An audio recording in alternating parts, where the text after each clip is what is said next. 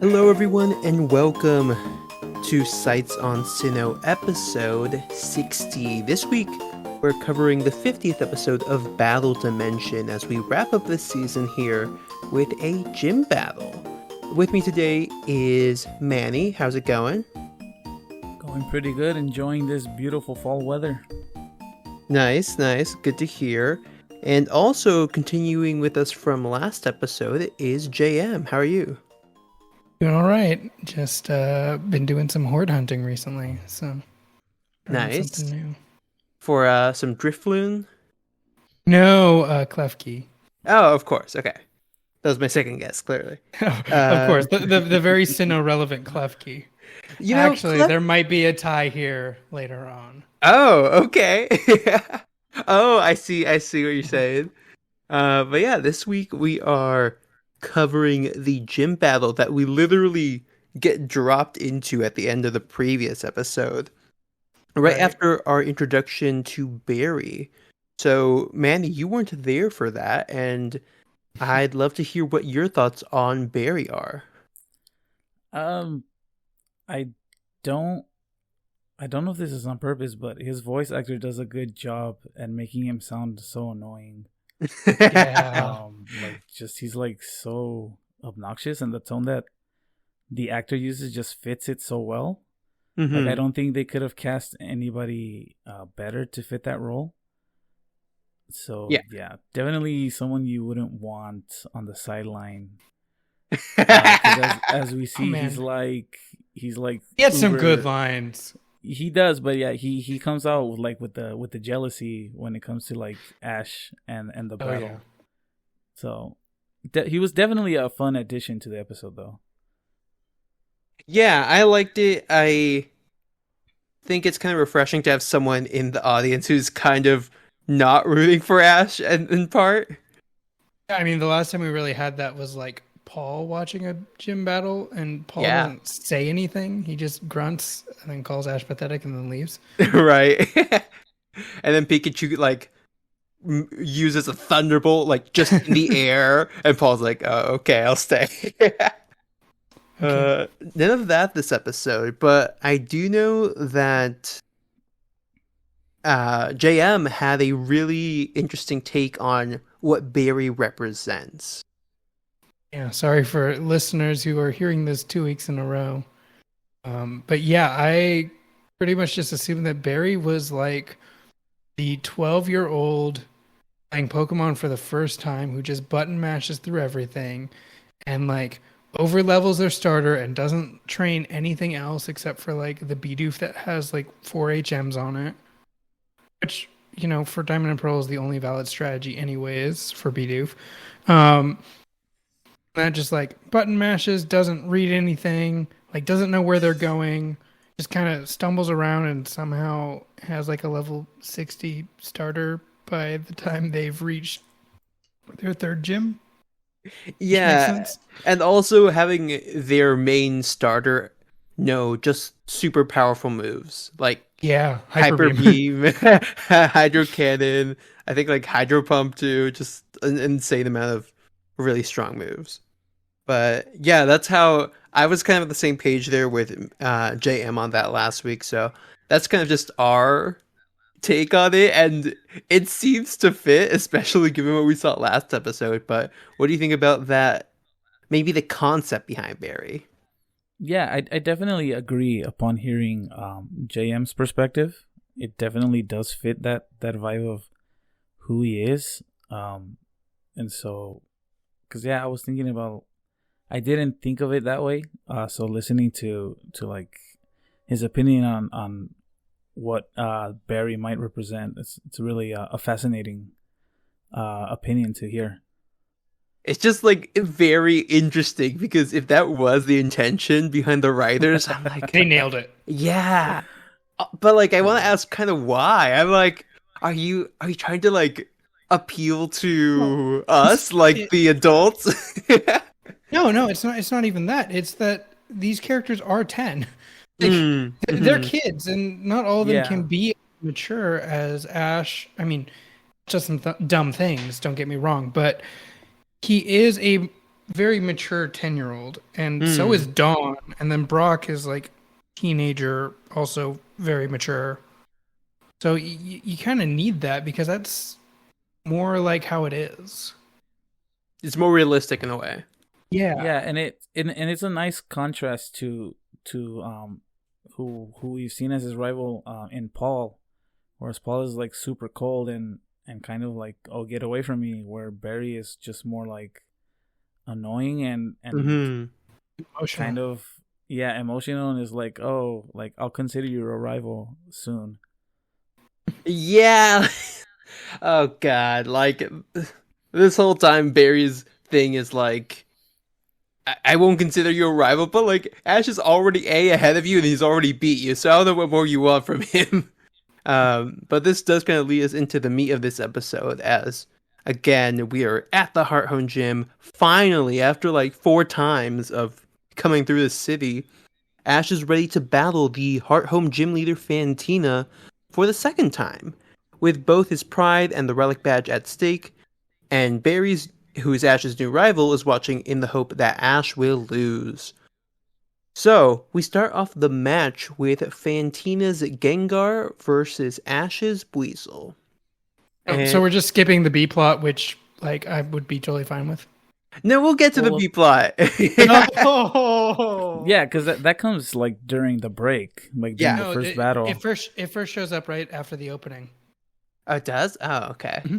Well, all right. So the B plot. I'm fine skipping. No, I'm fine skipping it. It's literally the plot for the. Okay, the B plot is just Jessie competes in a contest in another town, which doesn't exist in the Sinnoh that we know, and correct. Has no like it makes no sense because why isn't Dawn there too? Because she's not there. She's sticking around with Ash. She has to sacrifice that contest. Like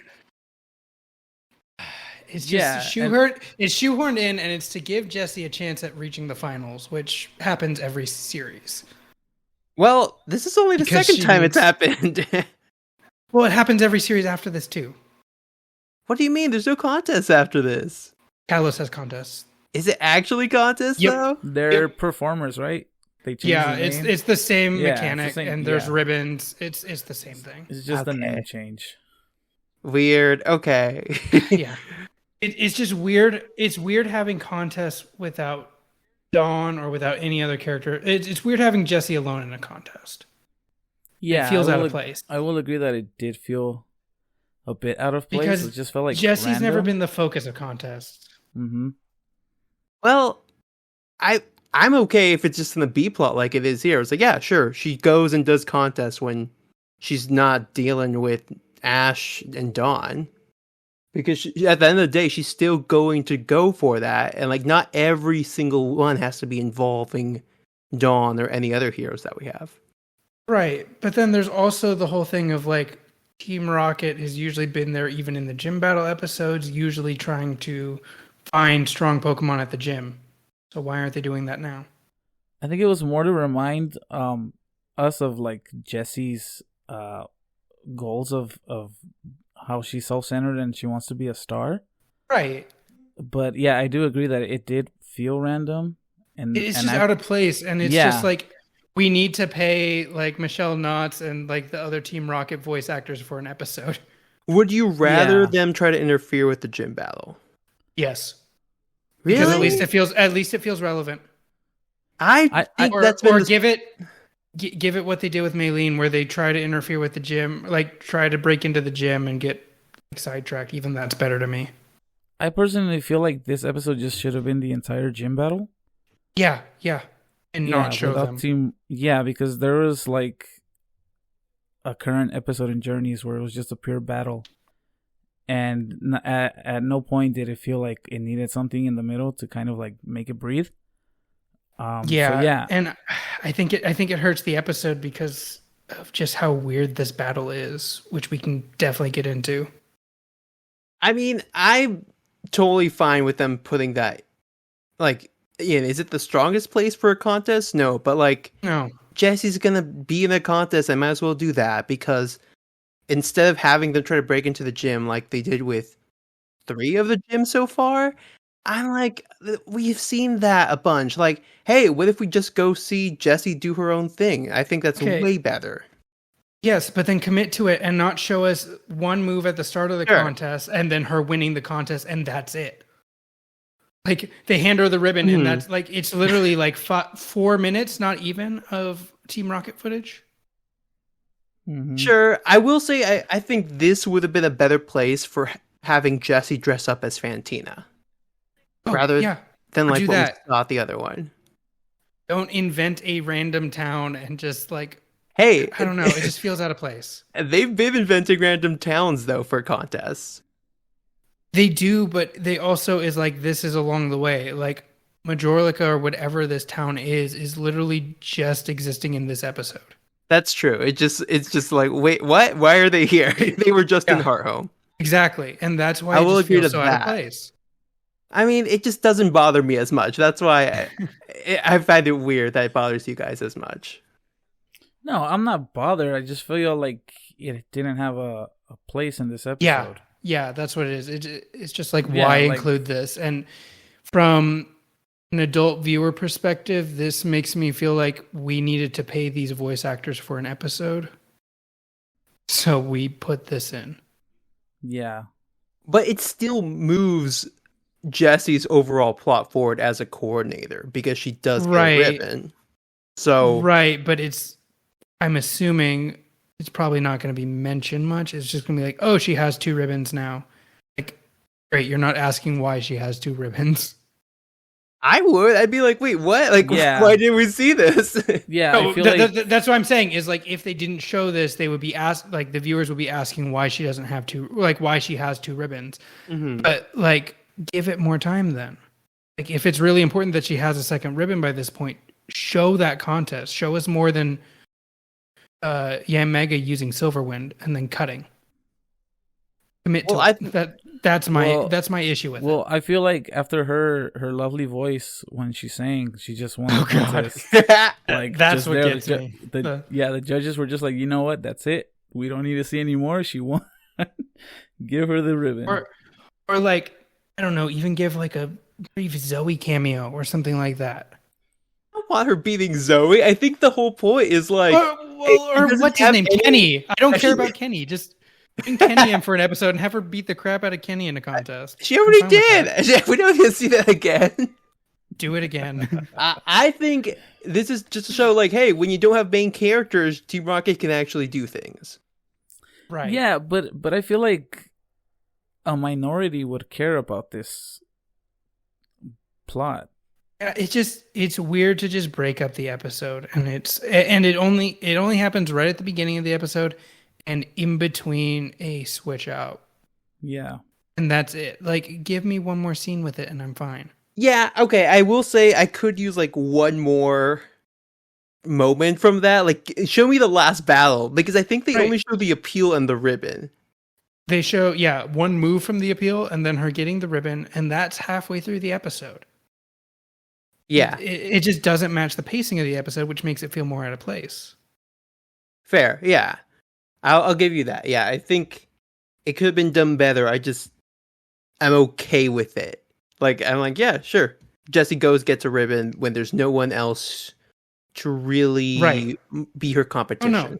I agree with like the concept of it. I just couldn't stand the execution of it.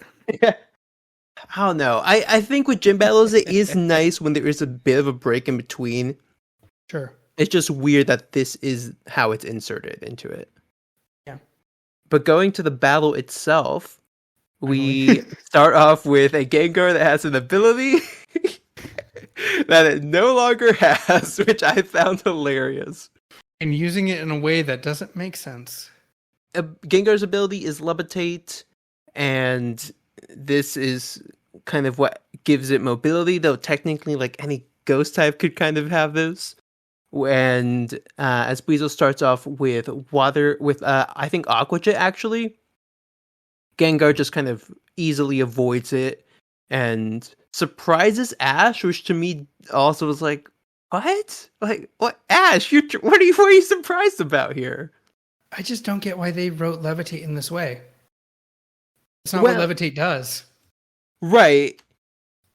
it's immunity to ground moves, which no one on Ash's team has. Yeah, because even in the like the sub, Barry makes a mention like, oh, it can float. And Brock comes in and is like, well, yeah, because that's his special ability, levitate. This is a weird one because it's already inconsistent half the time if ground moves hit certain Pokemon or not. As we're going to see later on in this very episode. And yeah, I just think they could have cut the mention of the ability completely here. Just say it's like a super fast Gengar. Yeah, like that would have been fine. Yeah. Because then it dodges a Sonic Boom from Weasel, and as it goes in for a Hypnosis, Weasel activates the trap card, aka the strategy that Ash has been working on, which is spinning while using Water Gun, and that acts as a measure to both defend against Weasel and cause it damage, as it can't really dodge this whirlpool, basically, that Weasel makes with Water Gun. Right. And this is the reveal. Like, we saw some of it in a previous episode with JM as Weasel used Aqua Jet and spun around. But we're now seeing the final form, basically, of what Ash is practicing with his Pokemon here. So, really cool to see it follow through. Okay, I was gonna say, how did you like this execution of the? I like. Again, I like the concept. Mm-hmm. I think as the battle goes on, it kind of lose focus on it. Like it just becomes inconsistent, and I think that's just my biggest issue with it is that the way it's used is just doesn't make sense. Especially the last fight is just weird to me. I definitely like the way it was set up with Weasel busting out its b-boy moves and starting to break dance. Visually, it definitely looked cool, and it was something that that I was just like, oh wow, like this looks awesome. So I do in a way agree with JM that it was inconsistent because I feel like it was something that Ash kept pushing and overusing. But visually, it looks amazing, just like the way that the water is swirling around and Weasel's kind of like engulfed in a water ball. So that was really cool to see. Right. It's, I think, satisfying because A, it does the job of keeping Ash's Pokemon from falling asleep. And B, has the extra effect of actually causing damage and trapping this very evasive Gengar that we've seen so far, which is cool. Mm-hmm. I don't know, it maybe goes a little too long. Like it kind of they're showing it off, but for me it felt like it could have been a little shorter, at least to start. Yeah, because it just kind of keeps getting hit by it. I'm like, this move shouldn't last this long. Yeah, right. It was like a spam move in Smash Bros. Yeah, you kept getting hit, and you're just like waiting for your opponent to stop mashing the button. Like, we get it. Yeah. It's going. Yeah. Right. And then this whole little battle kind of ends quickly with a Water Pulse and a Nightshade basically facing each other off, right? Mm-hmm. Yeah. And right before that, Fantina actually names Ash's technique, which is cool. I do like this. That was nice. And that name is Counter Shield. Yeah, Counter Shields, which is fitting name, and Ash like rolls with it. He's like, "Yeah, I like that, sure." And I like the like banter between the two. Yes, I was gonna say that's a really good part of this battle is Fantina being very kind of like dramatic, but also kind of edging Ash on in a friendly way, I'd say. Yeah. It's clear that the way this battle is set up that she's like testing Ash. Mm-hmm. Which is like, I think Wake did that as well, but it wasn't really seen as much with some of the others, like Maylene, but Maylene had her own confidence issues. Right. Yeah. So when I first heard the name Counter Shield, I immediately thought of like Beyblade. I don't know why, but it was like, oh, that sounds like. And I do agree that there was like a friendly rivalry in between the two of them because in the Japanese version, she's like, oh, shall I name it Counter Shield? And Ash is like, oh, thanks, I'll take that name. It was definitely cool to see that they kind of have like this friendly rivalry going on as well during the battle. Right, and you've actually seen Fantina before. Did you feel like this was a natural progression of what we saw the first time she battled Ash? Definitely. She felt more serious and more of a threat. Because I feel like knowing that she had already battled Ash, she kind of decided to step up her game. And you kind of see it in the battle where she's kind of in a way still guiding him, but she's also like challenging him to do more. She's like, okay, you found a solution, but is that going to solve all your problems? Yeah. And I love her personality because in the Japanese JM, she's actually American. Oh, is she? Okay. Yeah, so she'll say like a lot of English phrases during her battles, which shows off her personality. She's more eccentric, I think, if that's the right word, in the Japanese version, because like the emphasis that she adds when she speaks English just shows off her personality. Interesting. Yeah, I was curious about this because in the English localization for the game, she is French. She also puts all the French idioms and the accent here in the anime, in the English dub. In the Japanese version, her name is Melissa, and she's introduced as the fascinating dancer, Melissa. Like she'll be like, "Oh, Gengar, time to shine," or when she calls her Pokemon, she tells them to go on stage. Interesting. I think she says that in the English one too, right? I think so. Like she is like very much dance based as well, but her like random French is just random French. Yeah. So this is, I guess, that brief connection to Klefki this is something I've been wondering with the remakes coming, and we probably know the answer by the time this episode airs. Is, are they going to retcon Fantina? Right. And make her Kalosi? Because Kalos in the games makes reference to French. There's it is obviously based in France. But there is, for instance, a NPC in a Pokemon Center who mentions meeting Oak's grandson. And he was there for like an exchange program. And that he only learned like French, like bad words in French. And that's what he took from the cultural exchange, more or less. And so I'm wondering, because this was also such a big thing from the games, is like every line of dialogue that Fantina had like that French added in, if that's something they're going to add to the remakes because Kalos is France, or if they're just going to leave it and just vaguely reference that she's French. I would hope they do. But then when you mention that she's portrayed as American in the Japanese version, I don't know what they're going to do then.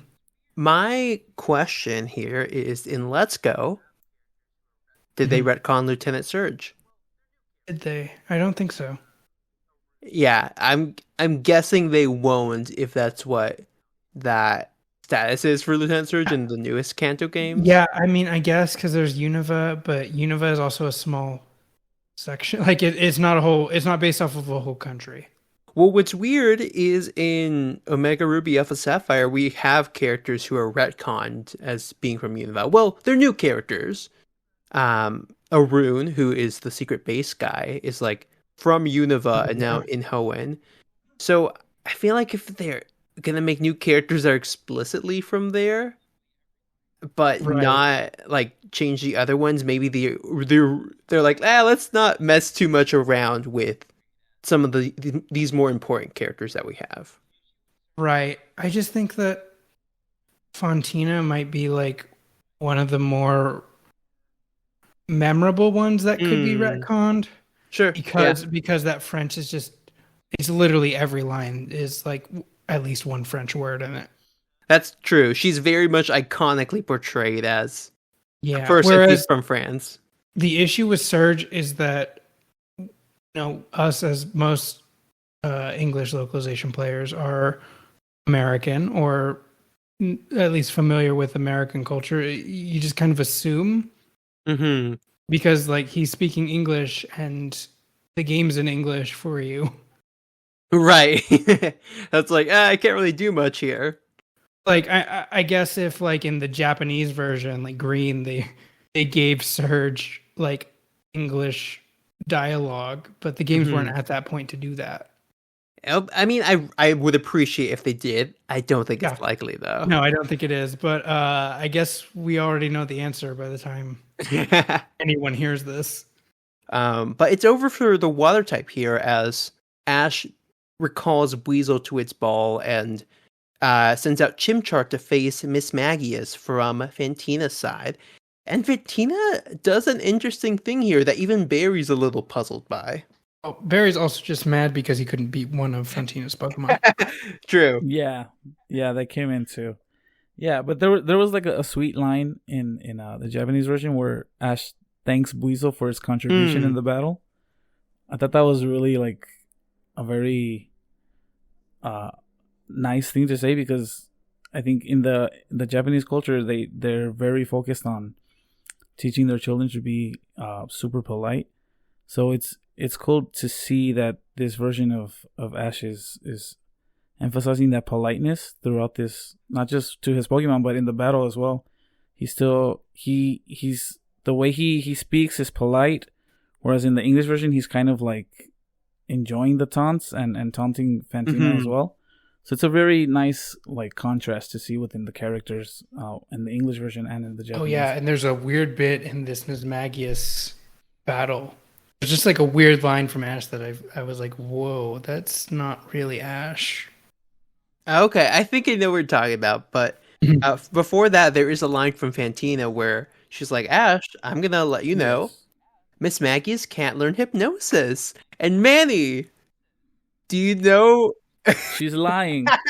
She's lying. No, she's telling the truth, and that's the sad part. Yeah, she's telling the truth.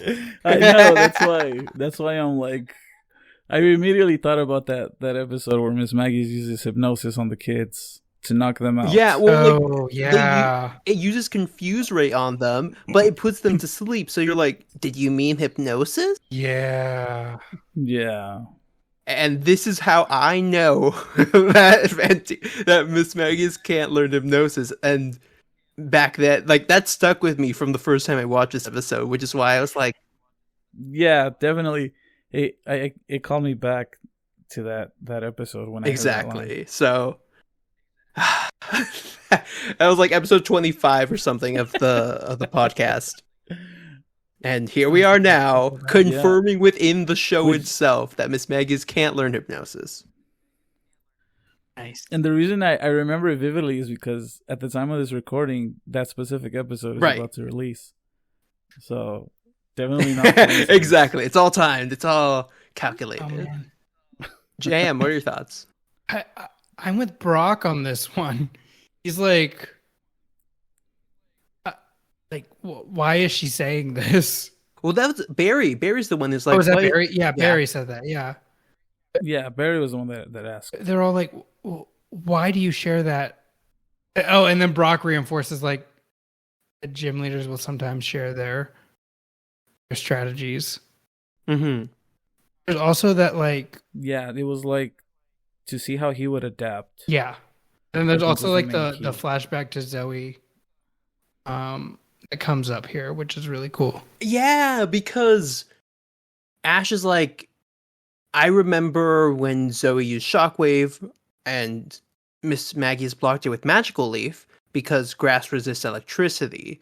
So I'm planning to get around that by using fire, which will burn right through that. Which, yes, it makes sense in like the anime logic. I'm just so used to like the moves not being the things you're targeting. And it's like the central theme of this battle. And if we want to maybe extend it a bit, he could be thinking, hey, might as well have something that isn't weak to grass out. And Weasel is weak to grass, but it is a little more directed towards burning through Magical Leaf. Yeah. It's all about the moves this episode and not the Pokemon themselves. Mm-hmm. Yeah, because he makes the mention like, oh, it knows Psychic moves and Magical Leaf, so I'll just use Chimchar, focus on the Magical Leaf and forget about the Psychic moves.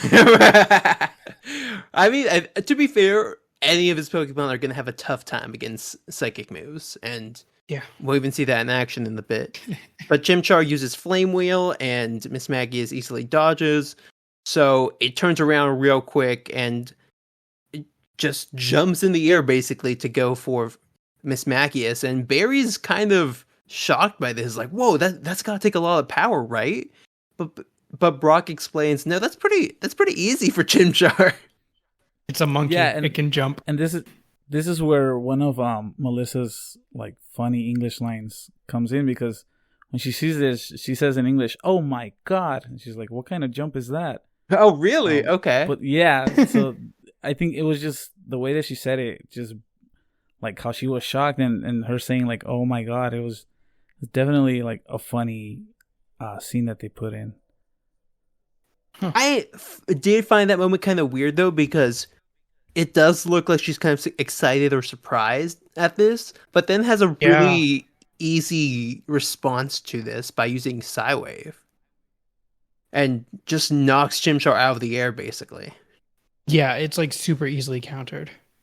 Yeah, and from there, I think we get the second counter shield. Yes. Because Ash is like, all right, well, we're going to use counter shield knowing that Miss Magius can't learn hypnosis, and just uses it for offensive purposes here. Yeah.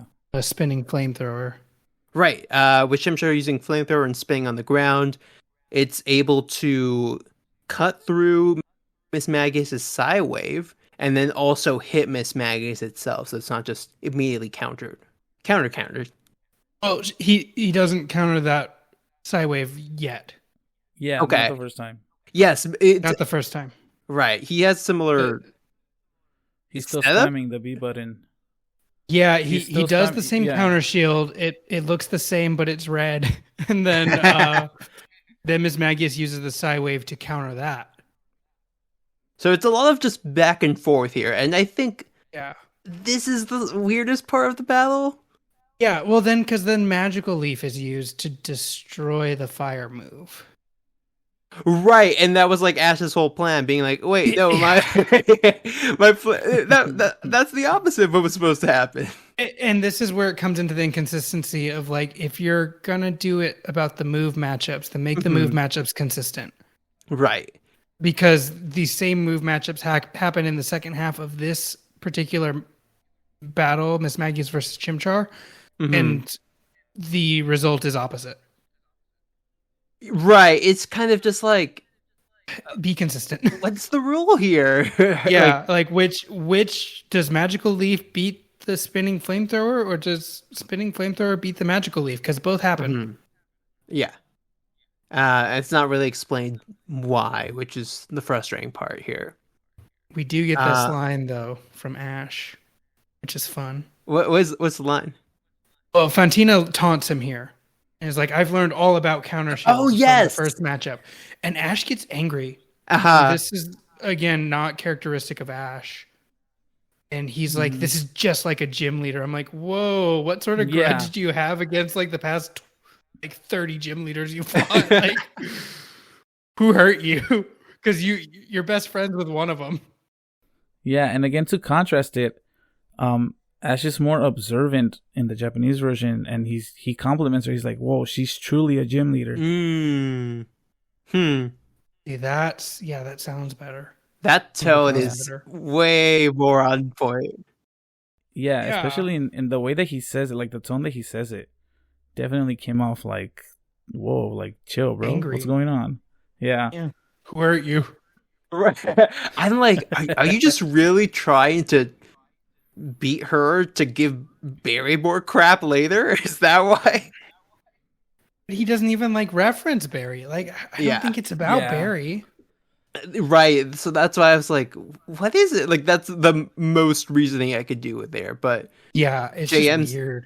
Yeah, JM's or Manny's info here on what he says in the sub is, it seems a little better. I wonder why they didn't go with that. It sounds more respectful.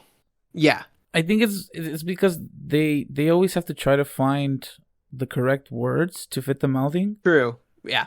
Like as we're gonna see in the next one, which JM made a comment to about earlier today, that definitely had me like, oh, okay, I need to watch this episode if he's making that comment. Oh yeah.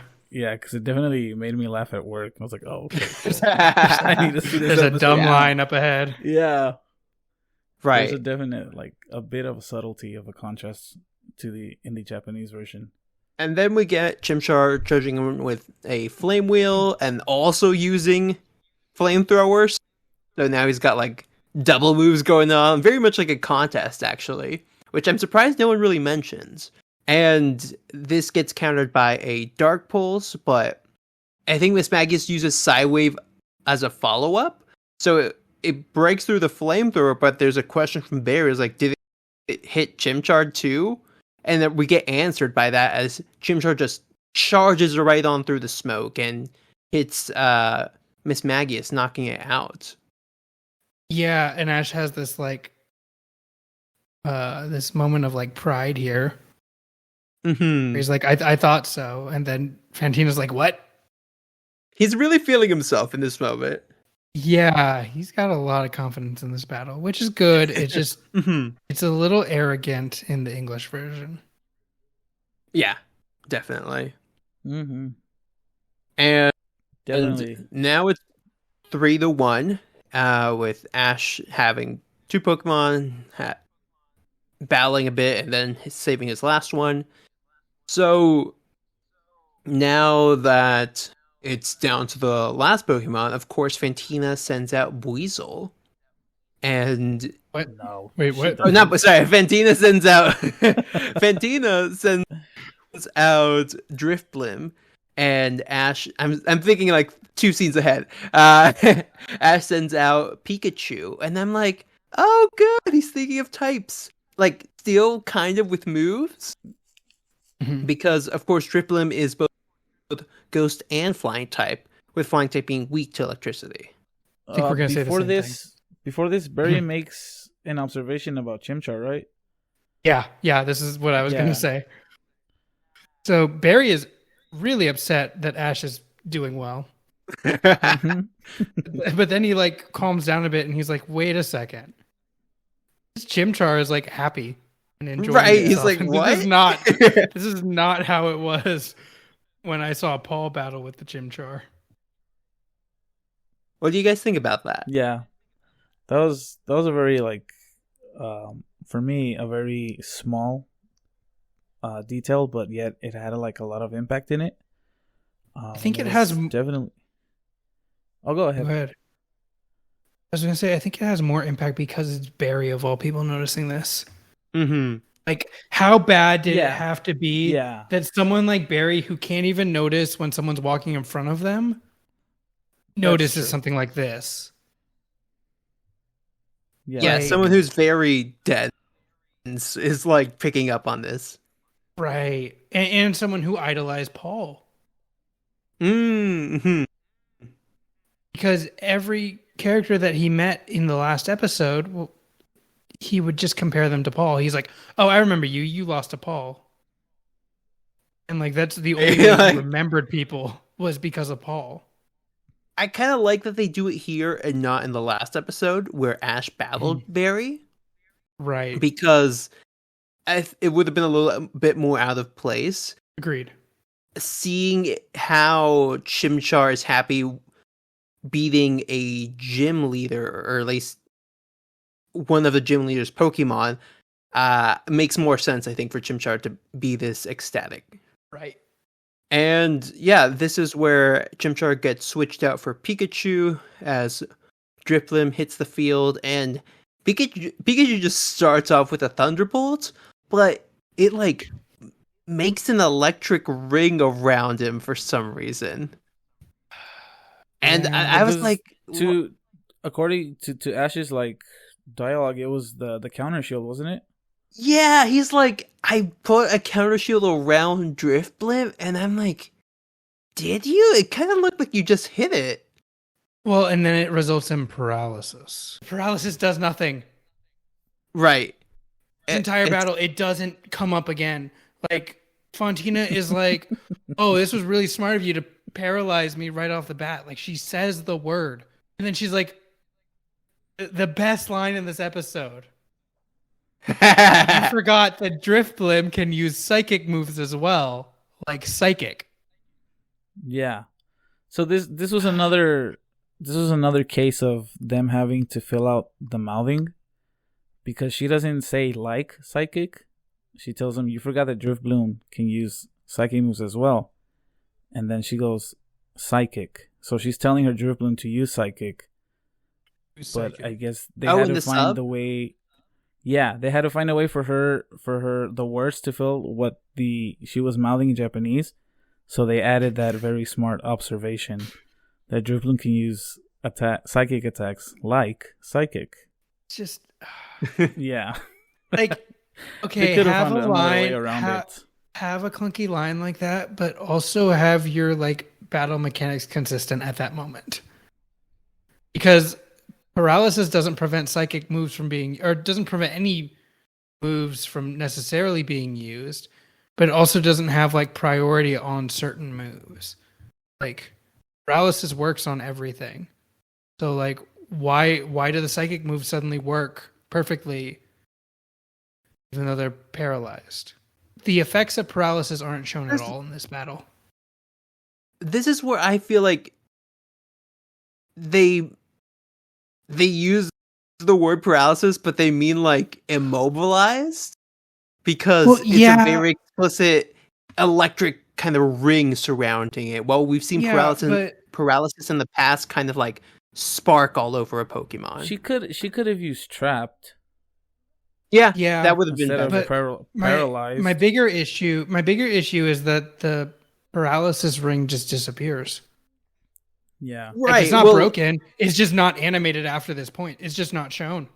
It never breaks. Oh, I thought it just disappears. That was the point. Is like she broke it with psychic. Does she? Yeah, that's why she uses psychic, and that's like, oh shoot, like she just work. Like, yeah, well, just make the move use consistent. Then she uses it to break it. Okay, well then, like, that doesn't work for paralysis. Like, that's not how you break paralysis. Right. Yeah. Well, that's what Manny and I are saying, is that it doesn't seem like it's actually like paralysis. It just means so then use a different word. Yeah, they just they use the wrong word for that. Right. Exactly. But do they do that in the sub as well? I don't remember. I don't think she mentions it. I think she just says something like she caught him. Yeah, I assumed it wasn't paralysis at all. That makes more sense, yeah. Because Ash is saying it as like an explicit tactic that he's using in like a weird form of counter shield, but that's also not very well explained. So I could see why it's like, do you just mean you paralyzed Drifblim? Is that what you're trying to say, Ash? Because both times I watched this episode, I just assumed that it was a paralysis because it just looked like that's all it could be. Yeah, because like Ash doesn't have Pikachu spin or anything. It's just a straight up Thunderbolt, and it just makes this ring. And I'm like, did you trade? Like, is this? It sounds like this was the plan, but it doesn't seem like there's anything unusual about how you attacked here. Right. But Drifblim does break through it with the psychic attack and pretty much just gets rid of it. And Ash is like, oh no, that was my plan apparently. Drifblim kind of starts sweeping. Yeah, with this really weird combo. With the Will-O-Wisp? Yeah, the psychic Will-O-Wisp combo, which is like, why do you need psychic to direct Will-O-Wisp?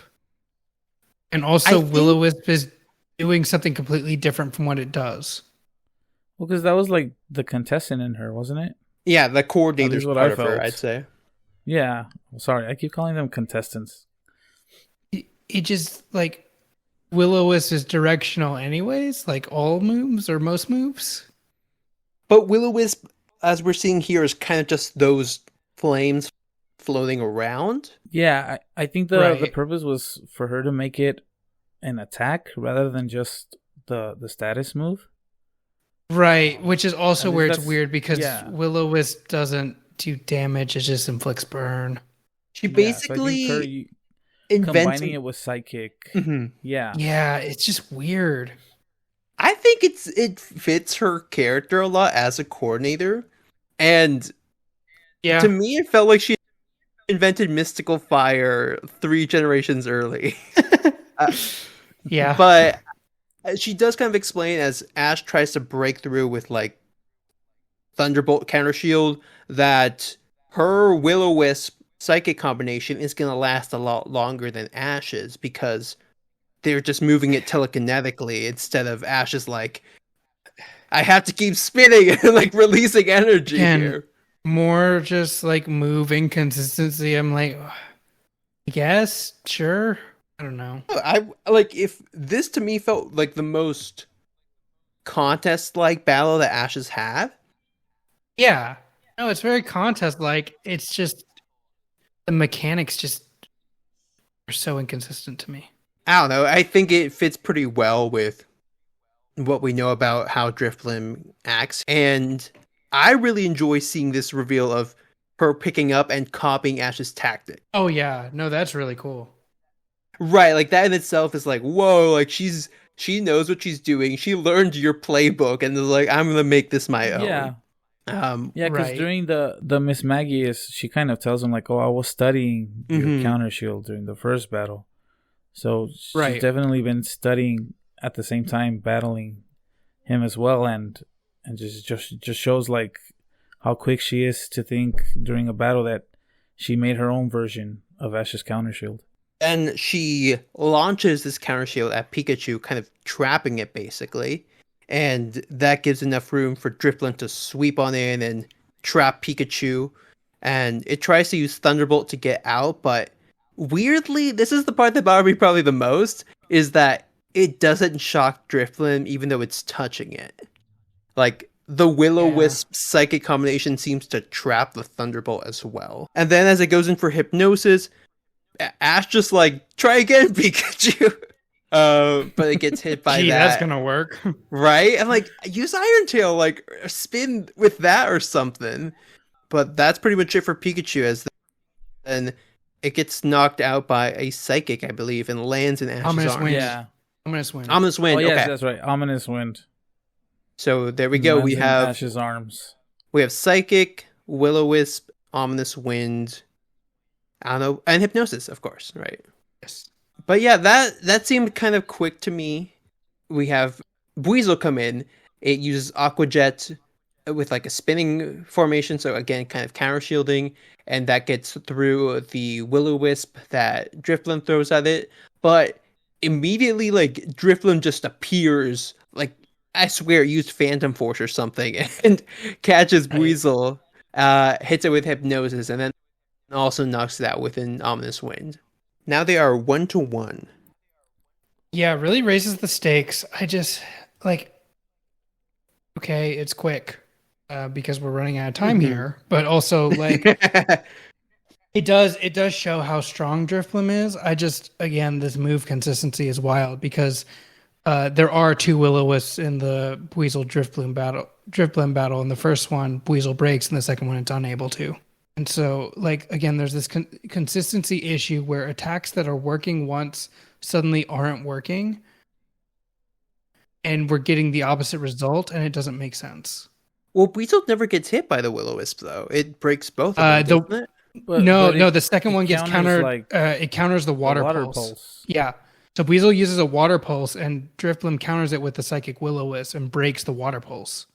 Just like how Miss Magius broke the fire counter shield. Yeah, which, if we're putting so much effort into mentioning the type matchups of the moves, then those type matchups should matter. And they don't. Right. It's kind of just like, Ash thinks he has a strategy there, but Fantina's like, no, it doesn't. It doesn't matter here.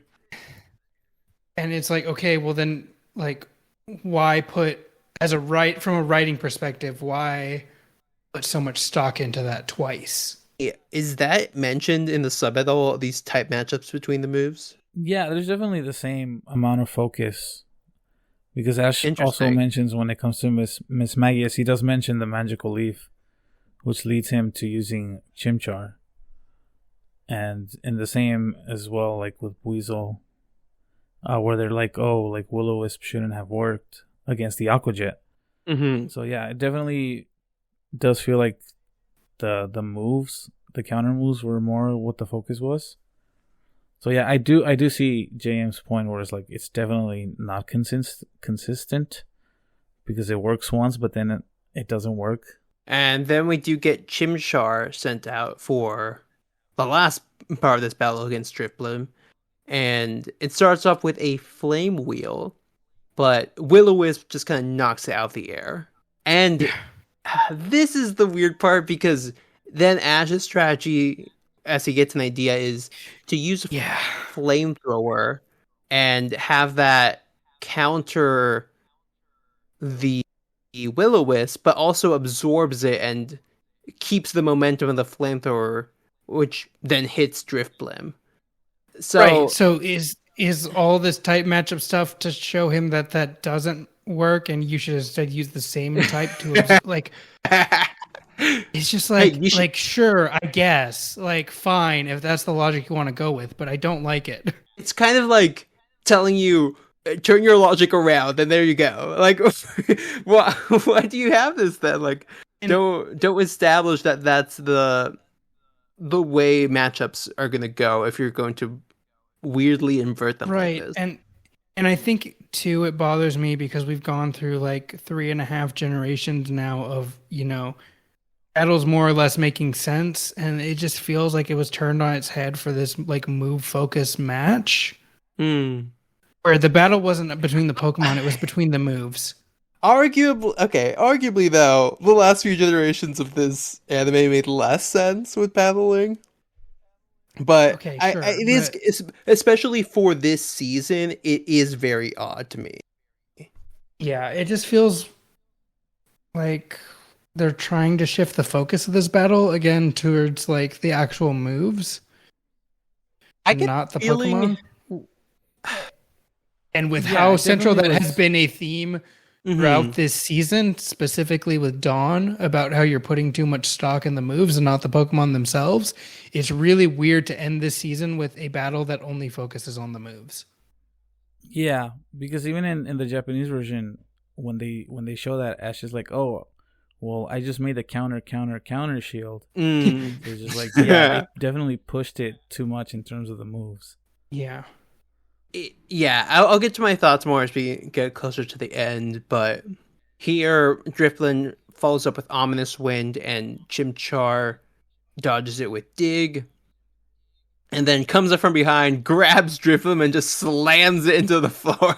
And then after this, Drifblim tries to use Hypnosis, but Chimchar's just too fast. He's a speedy boy, and hits it with a close-range flamethrower, knocking it out, giving Ash the win to the match. So that's pretty much it. Outside the gym, Fantina congratulates Ash and his Pokemon and awards him the Relic Badge.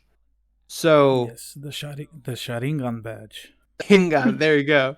Back at the Pokemon Center, Ash is chatting with Barry on the balcony at night, where besides this conversation, honestly, some of the best conversations in the show happen on this balcony. And here Barry's like, well, I'm going to go back to Iron Island and train because that's what I did last time, and I'll get stronger.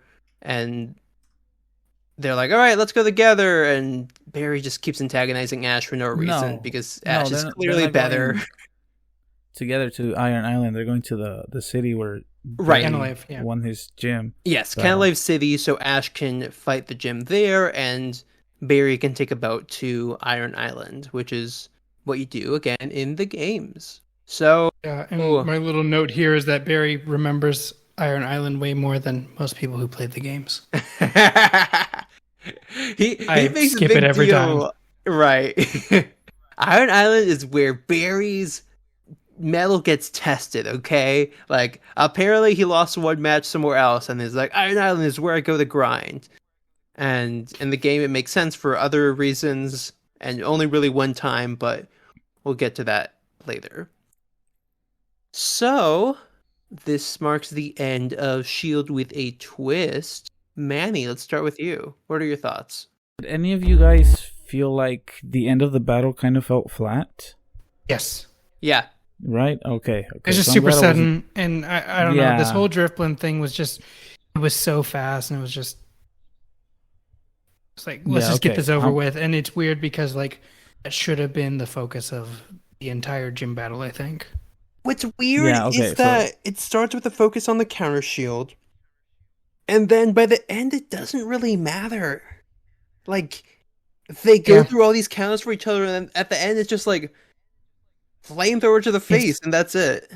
It's like if you're playing Uno and you're playing like the version where everyone can like chain the reverse cards. It's just that. It's just like Uno reverse card after Uno reverse card until someone's out of cards, and then the game's over, and you're like, well... Yeah, because I watched it, and when it ended, I just felt like, cool, that's great. it. That happened. Yeah, like I didn't feel satisfied whatsoever. And even in both versions, the Japanese and the English version, it just felt lackluster.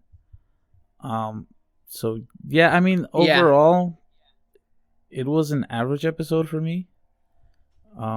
There were some of the aspects during the battle that I did like. The whole introduction of the counter shield. And at any time, like status moves are used, like as more than just status moves, like as offense, for me is always something cool to see, because I think that's something that the anime has always done well. Like when it comes to like Screech or Tail Whip, like moves like that, they're always, or like Sand Attack as well. They always look like actual attacks, whereas in the games it just helps in terms of stats. But like overall, I just felt like the battle could have used more. Like I felt like it never reached a climax during any point whatsoever. So I think for me, I'll probably just rate it at a 6.5. I mean, it was enjoyable, but I felt like it needed a bit more. Yeah, 4. I'm not a fan of this one, honestly. I mean, I've aired out my grievances with the Jesse stuff. You know, that's its own issue. I think the inconsistencies just drive me crazy because they put so much stock into these moves and these type matchups specifically for moves, and then it doesn't matter. And to have a whole gym battle so focused on the moves, I mean, there's never any actual type matchups of like, this is strong against what Fantina, like the Pokemon that Fantina are bringing out, because they're all ghost types, and you know, you counter that with Darker Ghost, which Ash doesn't have anything for.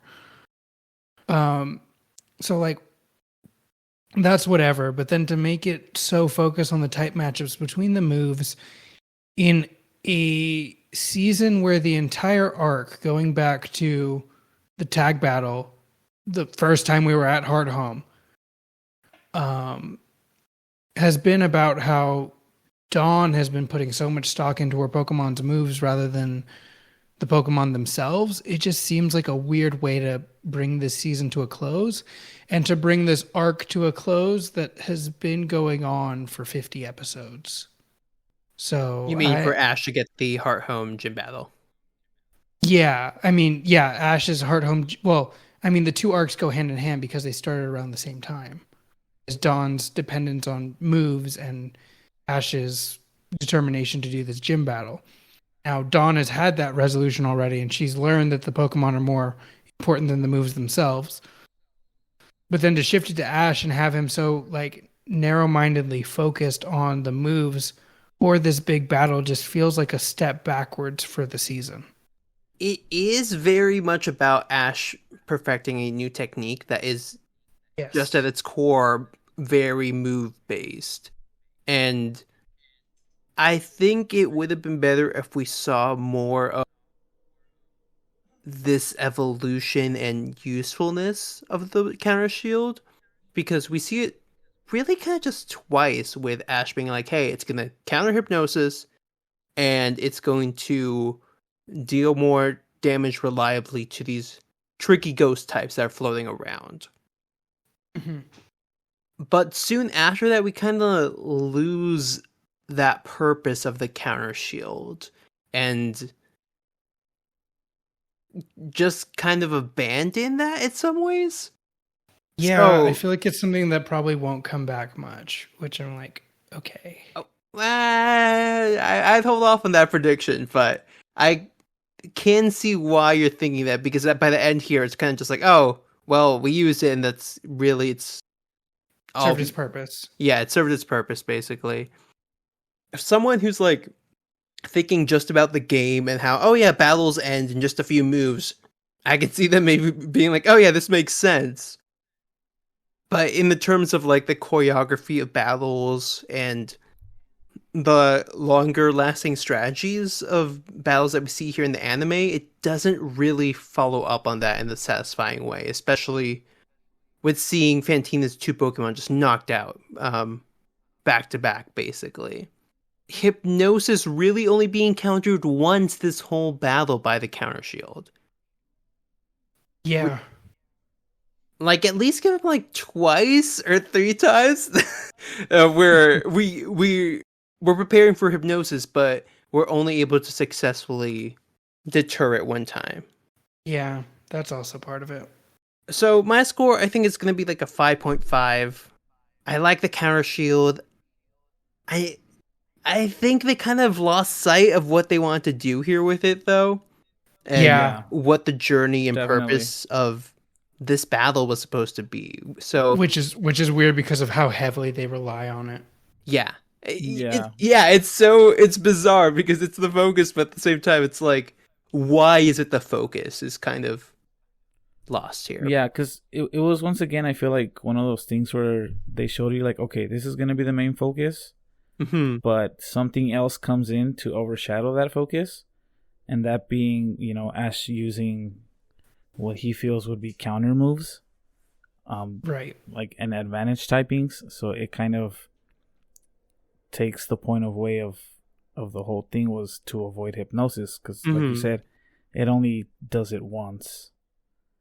Right. And I'm fine with them focusing on counter shields. My issue is that they also brought in this weird mechanic of type matching the moves. Yeah, like just focus on hypnosis and counter shield. Like make it about that. Don't add like the magical leaf weirdness or or making Will-O-Wisp do damage. That's where I feel like that kind of overtook what the actual main focus should have been. Yeah, because especially for the Drifblim fight, it just ended up being like get in close hypnosis or trap hypnosis and then KO. Repeat. Yeah. And that bothers me a bit more because also Ash has been pretty like aware of type matchups. And at this point, it kind of doesn't work in his favor. Which I'm like... Yeah. It's like the one time he like makes the effort for it, it's just... It doesn't matter. Right. Like we saw again back in Pastoria City. He's like, all right, I'm going to switch these Pokemon out. Send in Turtwig against this Quagsire. Have Pikachu take down the Gyarados. It's weirdly not rewarding him for that knowledge here, even though... Right. It's worked. Like we've seen it in the last gym battle actually be acknowledged. And I feel like it's just insult to injury when the fire move is what breaks the fire move. Yeah, like what? Chimchar had a rough time, but then was kind of the hero of this battle, interestingly enough. Not a lot of interesting trivia here. This is apparently, though, the first time that we have a contest happening at the same time the gym battle does. But that is very loose because, again, it's like less than a few minutes that we see this contest happen. Again, acknowledging that Fantina does name Counter Shield, which I think is a neat touch. Yeah, that's kind of it. There is a reference to another old episode that has a similar title, but I think it's hardly relevant. It's A Tale with a Twist, and it's back in Hoenn where Jesse captures the Seviper. So I don't think there's any connection there. But yeah, question of the week. What is a counter shield that you would like to see that is maybe different from the types that we've seen in this episode? In terms of Pokemon type or the way that it's presented? It could be both. It could just be type, or if you have an idea of the presentation, that works too. Damn, this is a hard one. Yeah, geez. You really threw this at us. Can make you think. Jeez, Will. You got me thinking now. I don't know if it's really like a counter shield, but I'd like to see, this is particularly in the context of journeys, is Ash's Farfetch'd. That's what I'll call it. Ash's Farfetch'd being able to use like a more physical type of counter shield, like something related to the leak sword.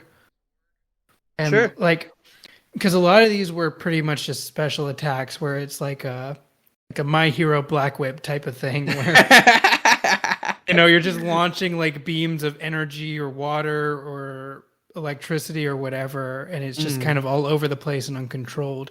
I'd like to see a more calculated, like a almost like a fencer doing a parry. Something like that would be really cool. Huh, okay. Maybe like spinning the leak really fast in a circle. Yeah. Yeah, that sounds cool. I mean, this Pokemon is always like the first Pokemon that comes to my mind.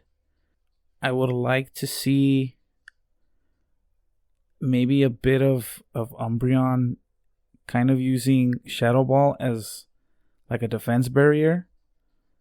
And while it's like making the Shadow Balls rotate, and kind of timing in between and firing a Nightshade so that your opponent is more focused on if the Shadow Balls are going to be thrown or launched to attack and not really knowing that a Nightshade is coming in. Interesting. Okay. I didn't know Umbreon could learn Nightshade, actually. I'm not sure if it can. I'd have to look that up. Sure. Unless I'm thinking about Dark Pulse. I'm thinking about Dark Pulse. That might be it. I was going to say Dark Pulse would be a cool one for... That's probably what I was thinking about. Right. It's just because Gengar used Nightshade. That's why I was like, Nightshade. Sure. I think it would be cool to see like a Frostlass use Icy Wind or Blizzard. And kind of just surround itself in ice, basically. Because Blizzard and Icy Wind both use kind of air to move things around, so having that kind of spectral feel to it would be kind of cool. And arguably, I'd say Dawn has kind of used Counter Shield herself with Ambipom Swift in battles that we've seen her just kind of surround herself with that. So that's just a cool visual that I would want to achieve with another version of a counter shield, basically. But yeah, if you guys have any other suggestions, feel free to drop them down below, as well as just any thoughts that you have about this episode, since I know there's a lot of takes on this, as you've heard from all three of us, which is awesome. But yeah, Manny and JM, thanks so much for joining me this week. Thanks for having us. Of course. And if people want to find you on the internet, where can they do that? I have no Twitter, so you cannot find me on Twitter. Dang. So yeah, just pretty much here via the podcast. Talk to Manny in the YouTube comments and tell him hello there. Yeah. How about you, Jam? Yeah, you can find me online under the name TurtleGuy512. Which, of course, is for the best of the elemental monkeys, Simisage. My least favorite type, and I don't like the monkeys. You don't like grass types? No. Interesting. You said the monkeys, not just the typing. Oh, both. Oh, okay. I just find it has too many counters. Fair. Not enough shields. And not enough counter shields? Exactly. There we go. Okay. And yeah, I'm on Twitter at Will Be Teasing if you want to check out what we're working on. You can also check out these episodes maybe on Amazon Prime at the time of this episode coming out, and Hoopla as well if you want to check them out there. Pokemon TV unfortunately took them down last time we checked, but they might have other seasons on there if you want to give a look at those. Again, I've been Will. I've been Manny. And I'm JM. And we will see you in Sinnoh. Have a good one.